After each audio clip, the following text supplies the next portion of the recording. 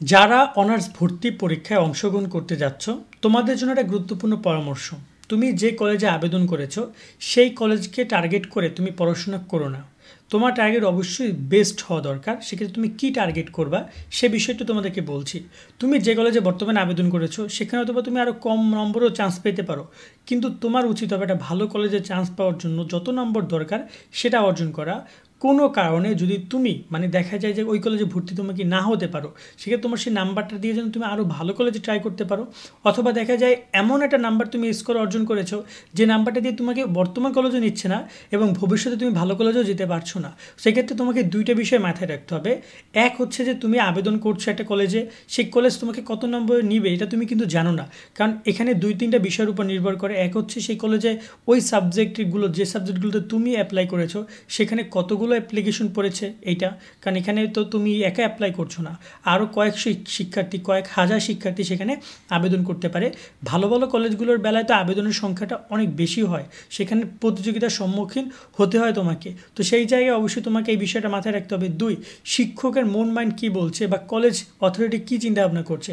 তারা ভালো স্টুডেন্ট যদি খুঁজে তাহলে তো চেষ্টা করবে টপ লেভেলের স্টুডেন্টগুলো তারা তাদের সাবজেক্টগুলোতে সিলেক্ট করে নিবে। তো এই জায়গায় তুমি সেই টপ ক্যাটাগরিতে আসবা কি না আদৌ এটা তো তুমি জানো না। তাই তোমাকে যেটা করতে হবে, তোমাকে তোমার প্রিপারেশনের জায়গাটা স্ট্রং থাকতে হবে। তোমার এসএসসি এইচএসসির যে জিপিএ সেটা তো পূর্ব নির্ধারিত, ওটা তো পরিবর্তন হচ্ছে না। ওইখানে যে কয় মার্ক পাবা তুমি সেটা ইতিমধ্যে তুমি পাচ্ছ, কিন্তু তোমাকে সামনে যে মার্ক পরীক্ষাটা আছে সেইখানে মার্কটা তুমি চাইলে তোমার নিজের মতো করে পরিবর্তন করতে পারো। এমনভাবে তুমি প্রিপারেশন নাও, এমনভাবে প্রস্তুতি নাও তুমি যেন করে ওখানে 100 মার্কের মধ্যে তোমার একটা ভালো নাম্বার থাকে। ভালো নাম্বার বলতে আমাদের মেইন চ্যানেলটা ভিডিও আমরা করেছিলাম যে কত নম্বর হলে একটা ভালো নাম্বার হিসেবে গণ্য করা হয়। দেখো অ্যাডমিশন এক্সামগুলোতে যেহেতু নেগেটিভ মার্কিং থাকে, তো এই জায়গায় ভালো নম্বর 60, 70, 75 পাইলে অনেক ভালো নাম্বার হিসেবে গণ্য হয়। আর যদি 80, 85 পায় তাহলে তো বলা যায় যে আরও অনেক ভালো একটা অপরচুনিটি।